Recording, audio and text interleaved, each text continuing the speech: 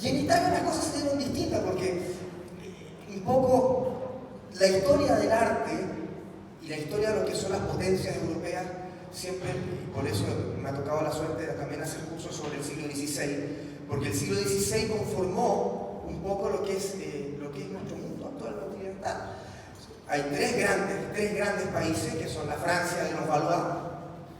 Curiosamente después, todos los personajes que van nombrando están nombrados en casi todas las obras de Verdi.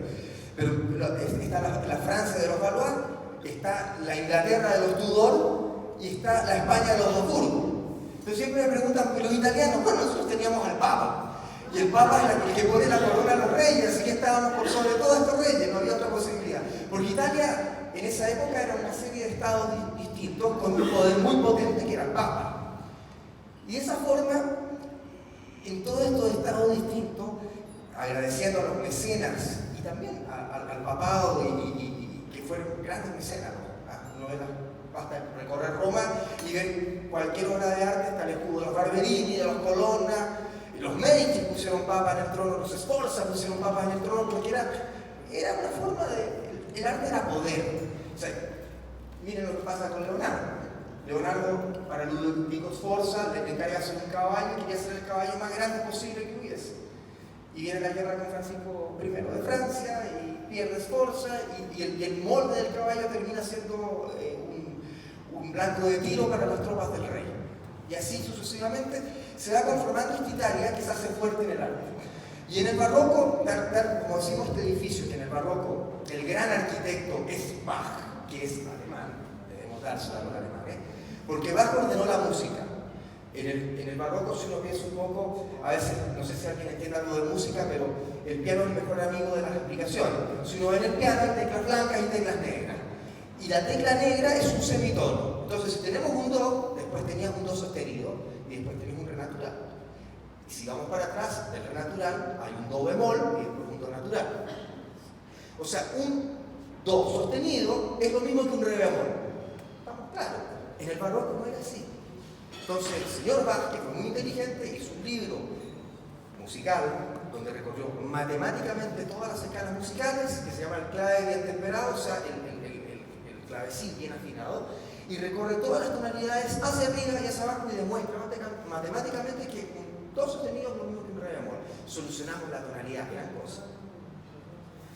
Y después del mismo señor Bach se da cuenta de que el arte del contrapunto, porque ¿qué es el contrapunto? Son dos melodías que van al mismo tiempo, que van consonantes en una tonalidad, juegan y se sienten agradables. Y meto tres melodías y cuatro melodías, las sobrepongo en un compás que llaman canon y se llama fuga. El arte de la fuga. Explica en el arte de la fuga todo lo que tiene que ver con la fuga. Por lo tanto, es tan importante que en la época barroca se reconocía un gran maestro músico por la capacidad que tenía del contrapunto, no por la idea melódica. Se copiaban y en un honor. O sea, venía Purcell y quizás le decía en esa época a Lully, que era el compositor de la corte, Purcell era el compositor de la corte inglesa, Lully era el compositor de la corte francesa. Oye, me inspiré en una melodía tuya. Hoy día lo demandarían por plagio. En esa época era un honor que ellos de alguna forma se pasaran esta información, pero jugaban con el contrapunto y la fuga es la exacerbación del contrapunto.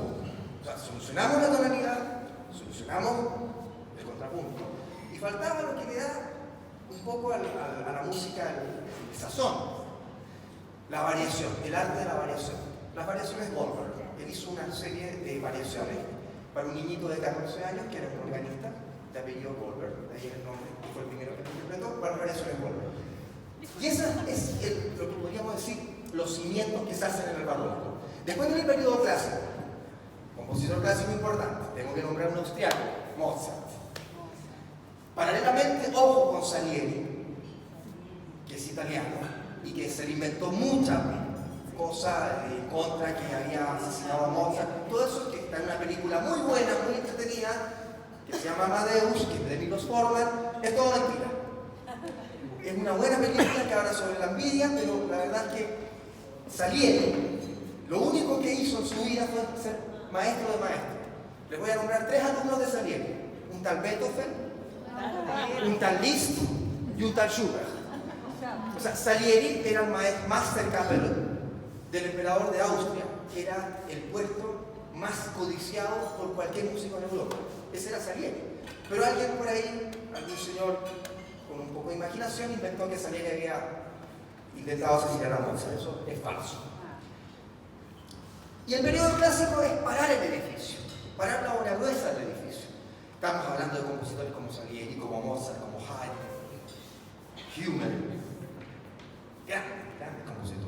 Y tengo que nombrar Beethoven, pero hasta la mitad. Porque Beethoven es, podríamos decir, tal como Gluck es el último barroco y el primer clásico, Beethoven es el último clásico y el primer romántico. En la música todo pasa en forma paulatina, excepto con Beethoven, porque Beethoven compuso la Sinfonía Heroica, las orquestas barrocas eran pequeñas, estamos hablando de 20 músicos máximo. Curioso que el instrumento que hace cambiar el periodo es el corno, los cornos de casa que llamaban. Se componía siempre para 2 cornos. Beethoven se le ocurre poner 3 cornos en la Sinfonía Heroica, lo que obliga a agrandar la cuerda. Y mete 3 trombones, porque el corno lo obliga a meter el tercer trombón, pero eran 2 trombones, mete 3 trombones. Dice, señores, se acabó el clasicismo. Entramos en una sonoridad distinta, con una idea musical distinta, y eso se llama romanticismo.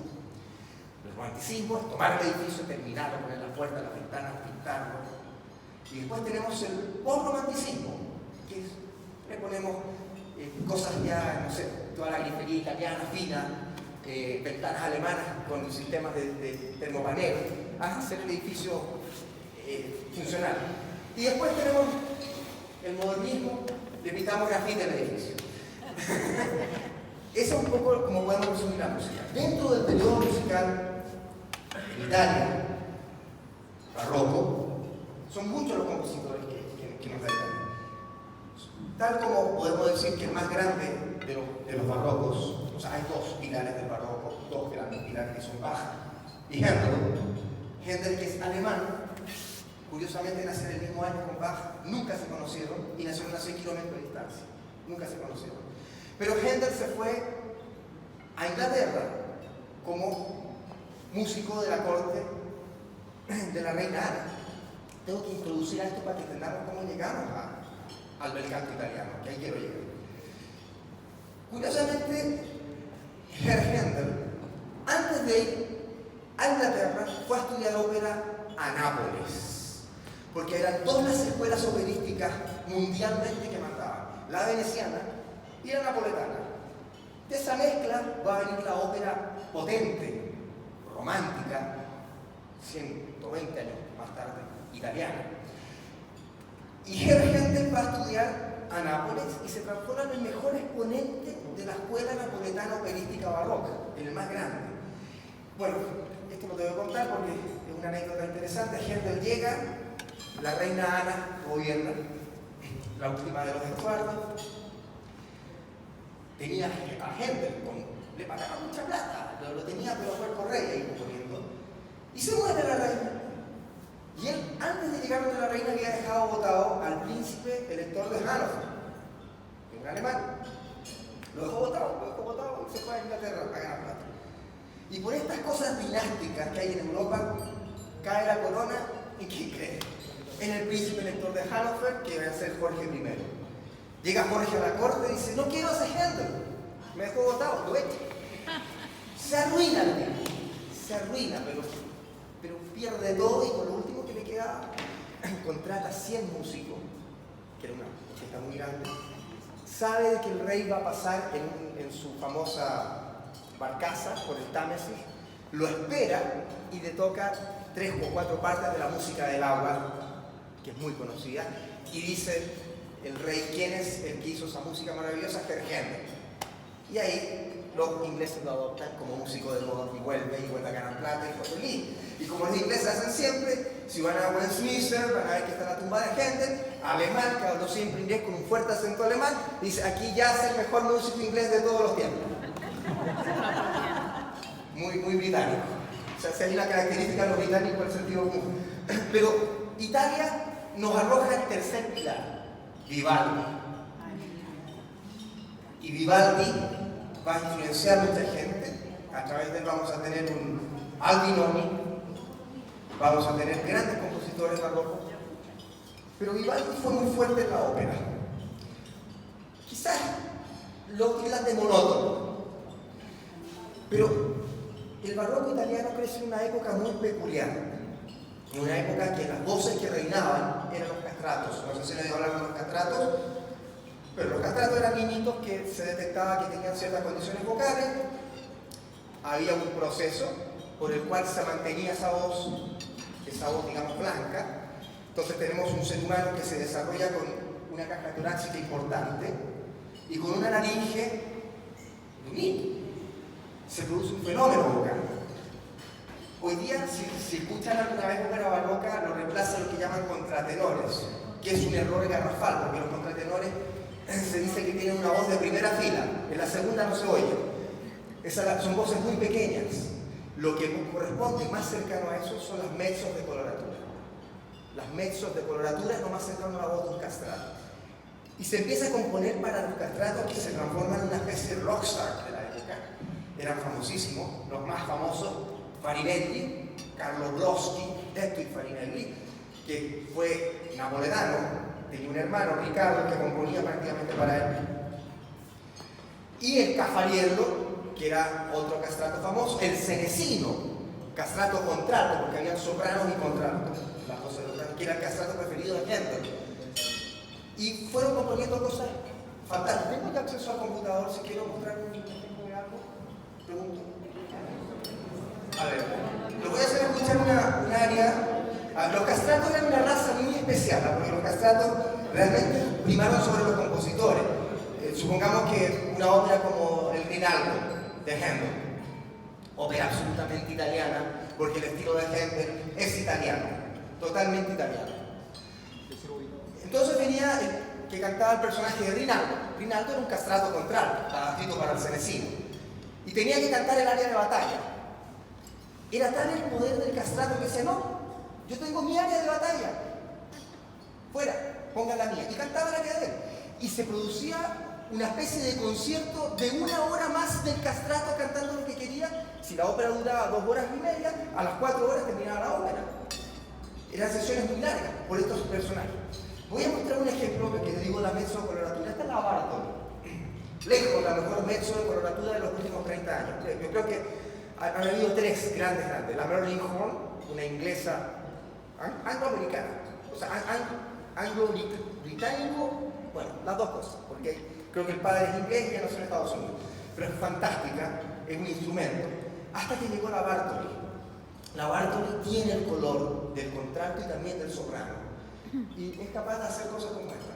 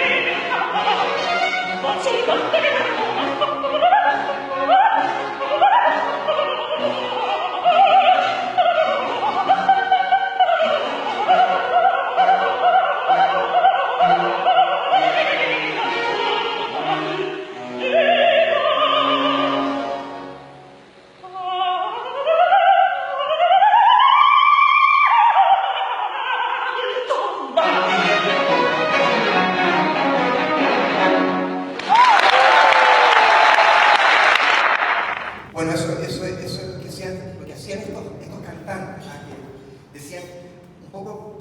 Farinelli terminó prácticamente comprado por el rey de España, uno de los Alfonso, que solamente cantaba para el rey. Después que murió el rey, volvió a Nápoles. Millonario, archimillonario, miliardario. Y toda esta escuela napoletana, esta escuela veneciana, confluye en la ciudad de Bolonia, donde está la universidad más antigua del mundo, y uno de los conservatorios más antiguos del mundo. Y un personaje que fue el padre Martini, que fue un músico, profesor de contrapunto, gran maestro, que había un poco estudiado todas las escuelas barrocas que se habían dado en ese momento. Estábamos entrando en el periodo clásico y recibió un alumno que venía de Salzburgo, que lo traía su papá. Era un niñito de 8 años que se llamaba Wolfgang Amadeus Mozart. Fue alumno 1 año y medio en este conservatorio y por eso al día de hoy se llama Academia Mozartiana de Música, el Conservatorio de Bolonia. Por ese año y medio que cuenta una carta del padre Martini, que él le hizo un examen a este niñito de 8 años. Ojo, Mozart, su primera composición la hizo a los 4. Cuando tenía 7, tenía 200 obras compuestas. A los 8 su primera sinfonía, a los 11 su primera ópera. Estamos hablando de que en el catálogo de Mozart son 626 obras que hay catalogadas, conocidas. Se perdió mucha música.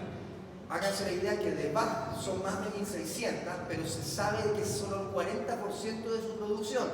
Se perdió la música. Hay música que nunca sabemos cómo son, ni de Bach, ni de Mozart, ni muchos compositores barrocos. Esto en el barroco, Bach, Mozart clásico. Pero en el periodo clásico ya se empezaron a catalogar porque eran muy buenos para las cartas y se conservaban las cartas. Entonces, hay muchas obras de Mozart que se sabe que existieron, pero no sabemos cómo suenan. Dice, hice un cuarteto de cuerda en sol mayor que tiene un movimiento menos que lo normal y puso una viola al final y no existe. Pero lo compuso porque está en la carta. Bueno, este niñito hace que por eso cuando los austriacos les molesta mucho, pero Mozart es un compositor de estilo italiano. Porque el padre Martini en sus venas metió el estilo italiano para la sinfonía, para el concierto y para la ópera. Mozart tiene 29 óperas compuestas. Vivió 34 años. 34 años, claro, me dice, bueno, la esperanza de vida era 40, si se moría en un resfrío. Digamos lo mismo, Chopin, que romántico, muere a los 39, Bellini muere a los 34, Purcell, el gran compositor, 200 obras escritas, muy poco para la época, murió a los 19, que era compositor en el barroco era el compositor anterior a Händel de la Reina Ana. Entonces, se dan vidas muy cortas, muy jóvenes, con mucha producción, con mucha composición. Y de ahí de esta escuela de Venecia y napoletana que confluyen en Nápoles van a ser la escuela italiana musical. Claro, con Vivaldi, con Albinoni, con Boccherini, con Scarlatti, con Corelli, los dos Scarlatti. Tenemos una producción sinfónica importante, pero va a ser la ópera lo que va a ser la culmina del arte italiana. ¿Y dónde va a venir? En el bel canto. Todavía existen los barrocos cuando entramos al bel canto. El bel canto entramos en el siglo XIX, después de Napoleón. Curiosamente, después de Napoleón. O sea, recordemos que Napoleón había impuesto todo el norte de Italia a su forma, a su manera, había unificado Italia por un tiempo. Y ahí se empiezan a dar las primeras grandes óperas italianas. Son 3 compositores los que van a conformar el bel canto italiano. Rossini, que termina en sí mismo, bueno, Rossini es muy especial. Bellini, que es el bel canto puro, absolutamente puro, vivió muy poco, 34 años. Por eso son 11 óperas, creo que las tenemos. Donizetti, 50 óperas compuestas. Rossini, 55 óperas compuestas. Son mucho más prolíficos. Ahora, el caso de Rossini es un caso muy especial. Rossini es un tipo que aparte de la música, le gustaba la buena mesa, le gustaba el buen vino, el buen chivo. Y aparte de la música, él, muy joven, se hizo millonario, se fue a Francia. Y en Francia administró el Teatro Italiano de París. ¿Y qué compuso en Francia? Nada. Se dedicó a hacer el gourmet. Le pedía al duque de Orleans que le prestara los jardines de Versalles, se iba con sus amigos, hacía unos picnics espectaculares y ahí inventaron los canelones de Rossini. No, el filetto Rossini, inventaba platos. Dicen que anteriormente a eso a veces se quedaba en su cama, le encargaban una ópera, en 3 meses está listo. Cuando iban 2 meses no había compuesto una sola nota. Empezaba a componer rápidamente. Le faltaba un área, tomaba un área de otra ópera, la modificaba, tomaba la obertura. La obertura del Barbero de Sevilla están 3 óperas de Rossini. No había fax, no había internet, nadie se enteró. Y de esa forma, Rossini, bueno, fue muy prolífico, fue muy especial, pero fue un gran compositor. Y claro, si uno ve un poco lo que es la sucesión de óperas de Rossini, porque Rossini todavía dice en el Barbero de Sevilla. Sí, el Barbero de Sevilla. 21 años tenía Rossini cuando estrenó el Barbero de Sevilla. Pero ¿dónde está lo fuerte de Rossini? También había compuesto para castrato, pero era tan inteligente que él sabía que el tema de los castratos se iba a acabar. La iglesia prohíbe los castratos. No se castra más, pero mantenía castratos de los coros. Pero se sacaba los castratos y la señora de Rossini era una mezzo soprano española, Isabella Colbrand se llama, muy buena.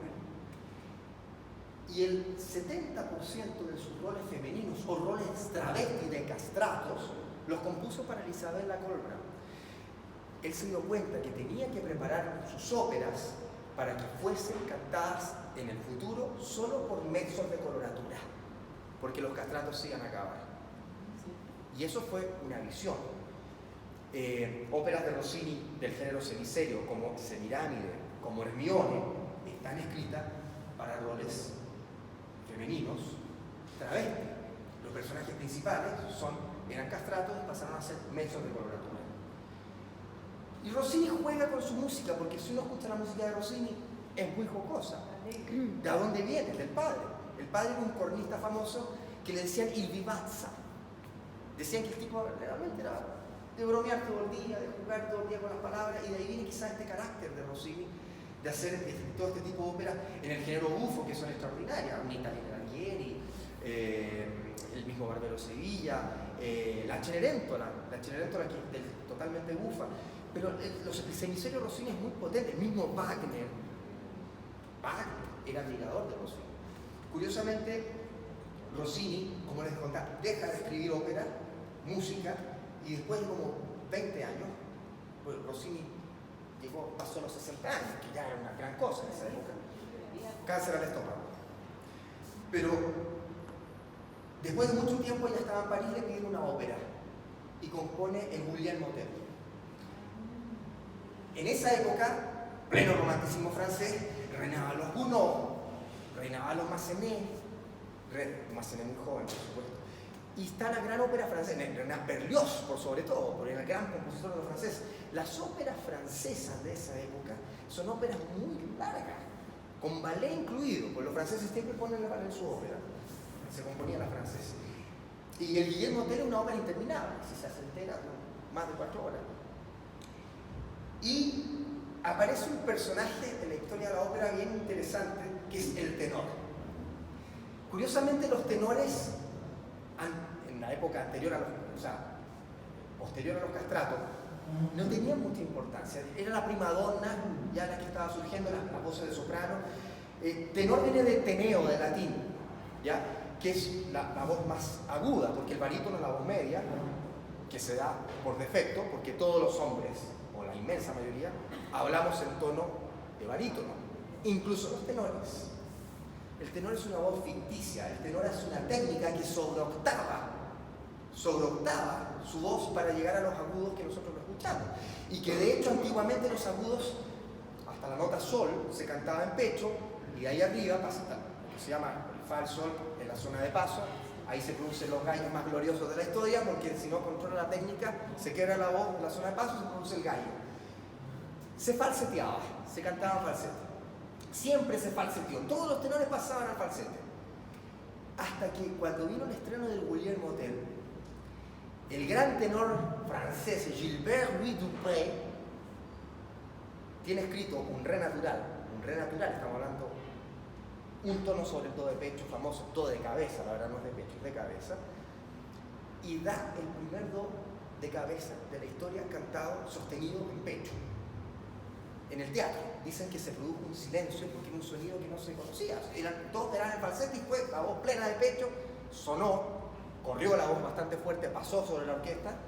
Dicen que a Rossini no le gustó, que era como un chivo cuando lo degollaban. Eso dijo. Pero desde ese día se empezó a volver de rigor que se cantaran todas las notas de pecho, erróneamente, la verdad, son de cabeza, no existe la voz de pecho, es imposible, de cabeza, y no de falsete. Y ahí aparece el tenor. Y bueno, esta nueva forma de cantar produce toda una revolución en la ópera italiana, y viene Donizetti, que escribe los roles más maravillosos para tenor heroico. Donizetti se va muy al periodo histórico, lo que es el siglo XVI, las tres reinas, Ana Bolena, que lleva el nombre de la ópera, Ana Bolena, y después escribe para su hija Isabel I, no le pone Isabel, pero le pone Roberto de Rey, que es un amante de la reina Isabel, pero que narra un periodo de la historia de la reina Isabel. Y después escribe María Estuardo, que es la prima, entonces son las famosas tres reinas de Donizetti.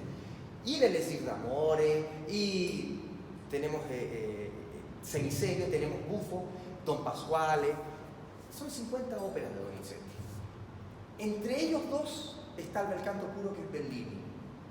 Bellini, lo que sí, Bellini llora mucho en su composición. Bellini nace en Sicilia, en Catania, también va a Francia, es muy requerido por los franceses.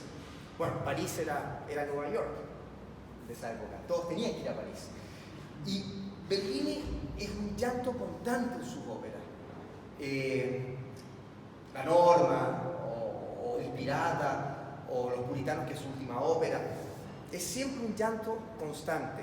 Desgraciadamente no tenemos tanto tiempo, habría que mostrar muchos ejemplos, ¿no? Pero sí que hay una cosa bien curiosa que me gustaría hacer notar. Pavarotti, que fue un tenor bel cantista, excepto en Rossini, pero yo he dicho, Rossini termina en sí mismo, no es el bel canto puro. Siempre Pavarotti, siendo que en Verdi hizo grandísimas cosas, decía, a mí me gusta Verdi, pero a mi voz le gusta Donizetti y le gusta Bellini. En la ópera Los Puritanos de Bellini, le escribió al tenor un fa sobre agudo, o sea, el famoso do de pecho, re, mi, fa. Está escrito, opcional. Pavarotti lo cantó. Siempre que Pavarotti cantaba algo, vamos a hacer lo que hace Pavarotti. Otros trataron de hacerlo o hicieron algo, pero nunca como lo hizo Pavarotti.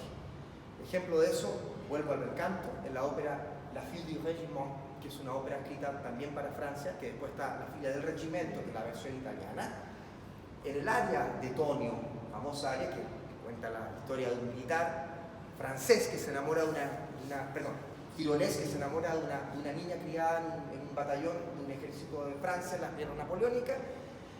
Cuando este personaje se enrola para seguirla a ella, canta un aria que se llama O mes amis, o mis amigos. Le dice, estoy contento porque estoy en el ejército, y tiene que hacer 9 do de pechos cantados, opcionales, porque estaba escrito la o el do. Siempre todos hicieron el la. ¿Quién hizo por primera vez los 9 do en un ensayo? Con el maestro Molinari Pradelli dirigiéndolo, Pavarotti, no lo esperaban. Pradelli dijo, si usted sigue cantando así, le auguro una carrera extraordinaria, y no se equivocó. De ahí en adelante se volvió de rigor que nunca más se volvió a cantar el la. Siempre se cantó el famoso do agudo de La Isla del Regimiento. Bueno, evolucionan estas tres grandes compositores. Y aquí llegamos con todo esto. Verdi. Y aquí me voy a detener un poco porque confieso que soy verdiano absoluto. Es que Verdi es una montaña. Sin Leonardo, Michelangelo, Verdi. Ese es el nivel de Verdi. Verdi toma todo el bel canto, lo procesa y pone a Verdi encima. Si uno ve los 3 periodos, Verdi tiene 3 periodos importante en toda su composición. El periodo de la madurez, el periodo del inicio, el periodo de la madurez, el periodo del gran maestro. Si hacemos una línea de tiempo en toda la historia de la ópera, hay 4 óperas que son hitos y que van cambiando la forma de composición. Tengo que nombrar el Orfeo de Monteverdi, que es la primera ópera conocida, porque ahí parte. De ahí no pasa nada más realmente importante hasta el Orfeo y Eurídice de Gluck, justamente el mismo tema. Gluck, ¿qué hizo? En el barroco está siempre el bajo continuo, que es el contrabajo, el clavecín que va dando el pulso. ¿Qué hizo Gluck? Lo sacó. Adiós barroco. Es la última, o sea, la primera ópera clásica. No pasa nada importante hasta Don Giovanni de Mozart, porque Mozart, ¿dónde hace sus 3 óperas más grandes? Cuando trabaja con un italiano, Lorenzo da Ponte, ¿qué hacen? Le Nozze di Figaro, hacen Così fan tutte y Don Giovanni, que es un operón, porque Don Giovanni, si uno escucha la obertura ya con los 3 golpes de orquesta, dice esto es romanticismo. Mozart siempre se adelantó 20 años a la forma de escribir la música. Y de ahí no pasa nada más importante hasta el Rigoletto. Porque el Rigoletto es la ópera absoluta en sí misma, es una obra de arte. Hay cosas que detesto cuando cantantes ponen notas o sacan notas para lucirse.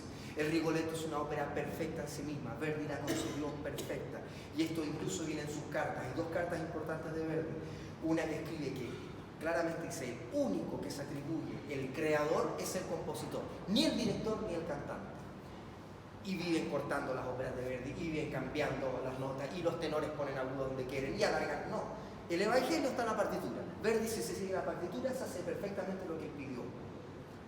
Y se dice, no, que la tradición, porque el tenor no. Kurt Wengler, director alemán, decía, la tradición es el último mal recuerdo de la mala última representación. Cosa absolutamente verdadera, porque si tú cambias, es como, vamos a verla, no sé, un cuadro famoso, vamos a Picasso, Guernica. Oye, lo quiero en rojo, a lo mejor queda bonito, pero no es lo mismo. No es lo mismo. No pueden cambiarse las óperas. Hay tenores incluso que, oye, no puedo cantar la nota, bajémosla medio tono. No, señor, no puede cantar la ópera. Y en el Rigoletto es tan claro que la soprano que iba a cantar Gilda, la primera Gilda, el marido le escribe una carta a mi hija, mi señora, que todo el día, de la noche a la mañana me tiene loco, y no le pusiste un aria, que no le pusiste un aria, que no le pusiste un aria. Y Verdi contesta, escribí el Rigoletto sin arias, un conjunto de tercetos monólogos. Las arias del Rigoletto no son arias, son monólogos. El Parisiamo es un monólogo, Questo Quella es una balada, Caro Nome es un monólogo. La única aria de bel canto que incluye el Rigoletto en la ópera es Palmi delle Lacrime, que es el inicio del aria del segundo acto con el Duca di Mantova que entra cantando. La única, el resto está todo terceto y escenas de coro. Veo una obra integral. Esto dice Verdi, podrán decir que lo dicho que no podía ser así, que no podía ser así, pero no lo supe hacer mejor. La verdad es que lo hizo fantástico porque es una ópera espectacular. Me voy a detener en el Rigoletto porque un poquito algo. Verdi compone 27 óperas. Se incluye su misa de Requiem en estas 27 óperas. Verdi se hace famoso con el Nabucco, que es su tercera ópera. Primera ópera, Roberto, un éxito relativo, 14 representaciones en la Scala. Bartolomeo Merelli era el empresario. Empieza a ver que aquí hay un potencial. En 2 años Verdi pierde a su señora, a sus 2 hijos. Y tiene que componer una ópera bufa, un giorno di regno, fracasa. Decide no componer más música. Decide dejar la música. Y ahí viene la famosa página que se encuentra en un invierno en Milano, con Merelli. Merelli le pone en el bolsillo el libreto de una ópera, léelo, se le cae llegando a la habitación y se abre y ve las palabras va pensiero sull'ale dorate, va se posa sui poli, dovrezza, el famoso va pensiero que conocemos. Y Verdi se lee el libreto y se lo conoce, dice al día siguiente de memoria, y se enamora de este libreto y nace el Nabucodonosor, que es el nombre correcto, es Nabucodonosor. Y Nabucco es un éxito, y ahí viene el Lombardi, después viene el Hernani, y después vienen los años de galera. En 6 años compone 12 óperas, los años de galera. Viene la Batalla di Legnano, el Corsaro, Mastroianni, Alcira, las 12 óperas compuestas en el primer periodo. Verdi siempre, antes de hacer un paso gigante, da un paso pequeño. en la ópera Stifelio, una maravilla de ópera, uno ya ve trazas del Rigoletto. Y después de Stifelio va a la Fenice y ofrece el Rigoletto. Y aquí me detengo. ¿Por qué? Porque el Rigoletto es una ópera que sufrió muchísimo, muchísimo. De partida, cuando presentó el libreto había dos censuras, la censura austríaca y la censura eclesiástica. Los austriacos dijeron, en un momento que estaban cayendo las monarquías en Europa, pensar que un bufón iba a atentar contra su rey, porque el personaje original es el personaje de Víctor Hugo, Francisco I de Valois, tremendo rey, el rey que se llevó a Leonardo. Y el bufón, porque este rey seduce a su hija, decide matarlo en una emboscada al rey de Francia. No se lo permitieron. La iglesia encontró que era espantoso, terrible, morboso que la niña viniera muerta en un saco. Y se hicieron cambiar las palabras. Finalmente Rigoletto se llamó Trigoletto, porque Tribolet era el personaje original de Víctor Hugo, del bufón. Biscardello, Clara di Pert. Curiosamente, en los cambios en esa época en el sur, o sea, en el norte de Italia, porque en el sur de Italia Rigoletto giró como 15 años después, con los Borbones en el sur no dejaban que girara Rigoletto. Y tuvo que cambiar la corte de Francisco I y buscar, bueno, ¿dónde la ponemos? Oye, vamos con los Sforza, no, porque hay descendientes vivos. Oye, vamos con los Medici, no, porque encontraron que los Gonzaga se habían muerto todos, tirémoslo a Mantova. Y ahí nacen los personajes del Duca di Mantova que conocemos hoy día, de Gilda, de Rigoletto, que incluso en los textos originales se han producido cosas ridículas que se han ido corrigiendo. Ejemplo, no sé si conocen el Rigoletto, pero viene un aria maravillosa que canta Gilda que se llama Tutte le feste al Tempio, que es el momento en que cuando ella le confiesa a su padre que estuvo con el Duca di Mantova, va donde su padre le cuenta lo que sucedió y dice Tutte le feste al Tempio. Mentre pregavo il Dio, fiero e fatale un giovane soffría a lo sguardo mío. Parece que el vescovo de la zona ahí se anduvo enojando y lo cambiaron por Tutte le feste al parco. Pero Tutte le feste al parco, mentre pregavo il Dio, o sea, io nel parco ho visto di tutto, mai uno che stava pregando. Y una serie de cosas que después se han corregido, que en la última cena, quizás el área más famosa del Rigoletto, que se llama La Donna Immobile, que está basada en una canción que cantaba, la letra, en una Piave, que era libretista, fue muy inteligente, pero la canción que cantaba el rey de Francia, la introdujo como La Donna Immobile. La Donna Immobile, cuando Verdi la compone primero, prohibió al tenor, cuando le dio la partitura, ni siquiera silbarla, porque solamente en el pre-general se cantó La Donna Immobile. Sabía Verdi que iba a causar un efecto, porque la melodía era demasiado pegajosa, sabía, prohibió incluso silbarla. Y cuando va a cantar La Donna Immobile, el Duca, anteriormente está la famosa escena, que está el barracón de Sparafucile, está Rigoletto que va con Gilda para demostrarle qué raza de persona es este que te enamoraste. Viene el Duca di Mantova que va a ir a seducir a Magdalena, que es la esposa de Sparafucile, que es el asesino a sueldo que tiene que matar al duque. Entonces entra el Duca di Mantova y dice, due cose e tosto. ¿Quali? Le pregunta Sparafucile. Entonces el texto que había quedado decía, una stanza e del vino. Y Rigoletto, que está con Gilda, le dice, son questi suoi costumi. A ver, ¿quién no ha ido a un hotel? Dice al tipo que lo atiende en la entrada, por favor, quiero una habitación, se la pasa, me sube una botella de vino, imagino que el tipo no va a decir qué costumbres tiene este, porque la palabra era otra, y que ahora se corrigió. Due cose e tosto, quali, tua sorella e del vino, son questi suoi costumi. Le pide a la hermana. Y esas palabras que se cambiaron, hicieron cambiar mucho el sentido de por eso digo que los cambios. Cualquier cosa que escribió Verdi, especialmente en el Rigoletto, y que lo hace después en todas sus óperas, la tonalidad y la nota que escribe corresponde al texto. ¿Qué hace el Rigoletto? Que la orquesta pasa a ser un personaje.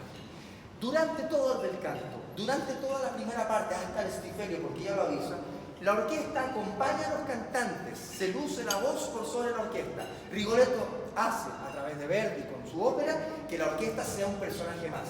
Si no, díganme lo que es la tormenta, porque hace una tormenta en el tercer acto, que es fantástica. Y si ustedes alguna vez tienen la suerte de visitar los lugares verdianos, tuve la suerte de tener una tormenta de verano en Buceto y todo el rato tuve en mi oreja la tormenta del Rigoletto. No es que imite el ruido, pero crea el ambiente. Y después del Rigoletto viene la Traviata. Y después viene el Trovador. En 2 años compone estas tres, la tríada de Verdi. Curiosamente la Traviata fracasó. Fue abuchada. ¿Por qué? Porque una cortesana fue perdonada en escena, vestida como se vestía Verdi. O sea, contemporáneo. No lo aceptó la sociedad. La abuchó la Traviata. Casi no dejó que terminara la ópera. En paz se rieron, incluso se rieron. Y Verdi dijo, esta no es la última palabra sobre la Traviata. Porque la Fenice la habían abuchado. En ese mismo teatro, Rigoletto había sido triunfante. ¿Qué hace Verdi? Espera 2 años, la relanza en otro teatro en Venecia, pero la llevan al siglo XVIII. Nadie se escandalizó. Pasó la Traviata. Y el Trovatore, que es una grandísima ópera, curiosamente Verdi retrocede porque pone 4 áreas de bel canto. ¿A qué me refiero con áreas de bel canto? La estructura del área del cantista es recitativo. Ejemplo, un área belcantista de la famosa. ¿Conocen Parmi ver lacrime, la segunda área del Duca di Mantua? ¿Qué dice? Ella mi fu rapita, ¿no? El recitativo explica la escena. Me la robaron, me pasó esto, tuve esta situación. Eso es el recitativo. Aria es un sentimiento. Parmi veder lacrime, me dio pena verla llorar. O me daría pena verla llorar. Me parecía que esas lágrimas son... Parece que el duque se va a enamorar, no se enamoró nunca. Y posterior a eso está la cabaleta Possente amor mi que ama, que dice voy a ir a buscarla, es una acción.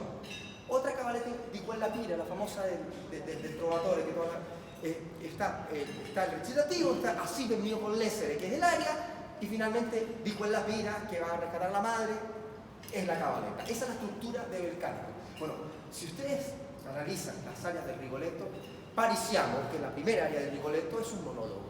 No hay recitativo, no hay cabaleta. El Caro Nome, que es la más famosa de la soprano, es un monólogo. No hay recitativo, no hay cabaleta. La Donna Mobile es directamente una balada, igual que Puesto Cuerda. No saca esos elementos y hace evolucionar la ópera. Después de estas 3 grandes óperas, Verdi va madurando y buscando ideas y nos vamos a encontrar con un Ballon Maschera.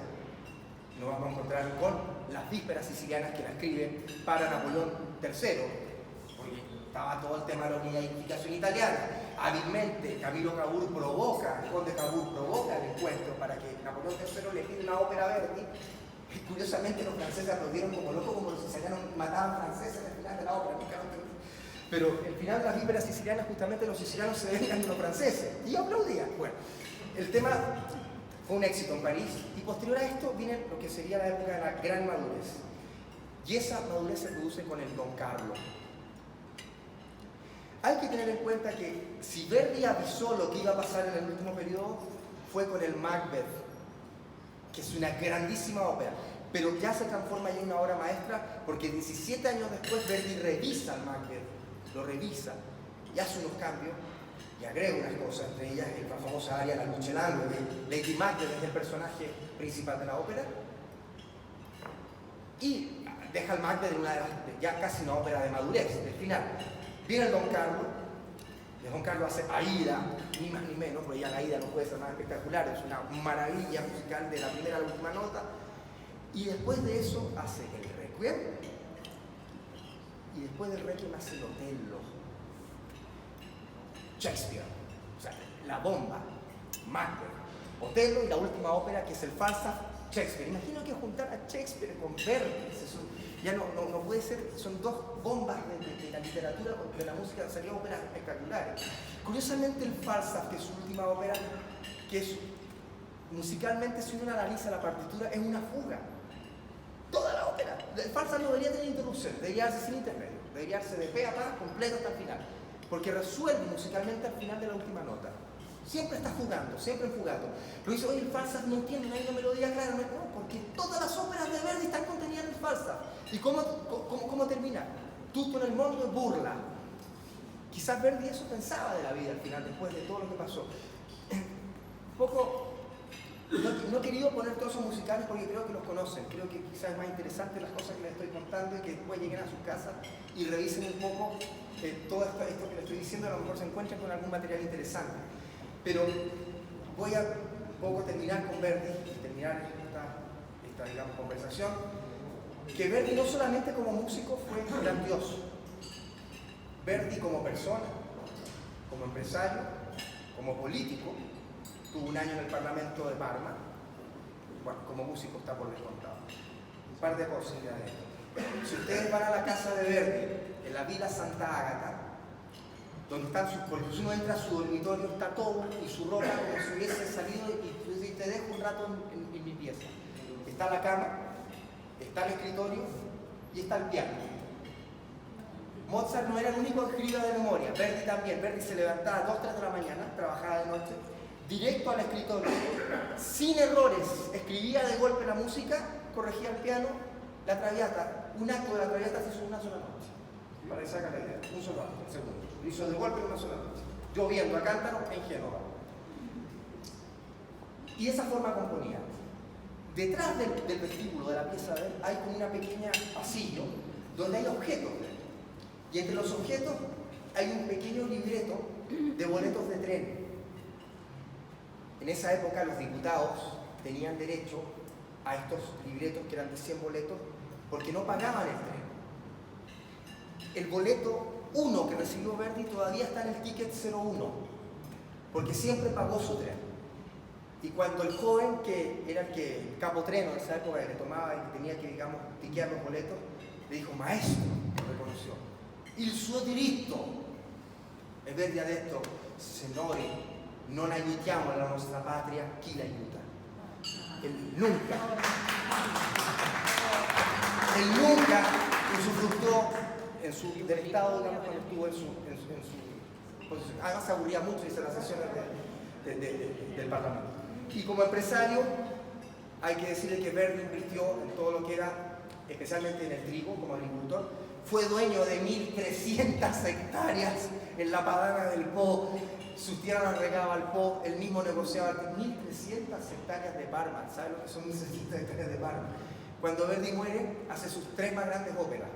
El hospital, que está todavía en Vidalenzo y funciona con sus derechos de autor. La casa de reposo de Milano, donde están sus restos, donde se sigue manteniendo para músicos de problemas económicos que se siguen hospedando ahí, especialmente entrados en la ancianidad. Y de las 1.300 hectáreas, 1.250 hectáreas las regaló a los pequeños agricultores de toda la zona. Eso puedo decir. Muchas gracias.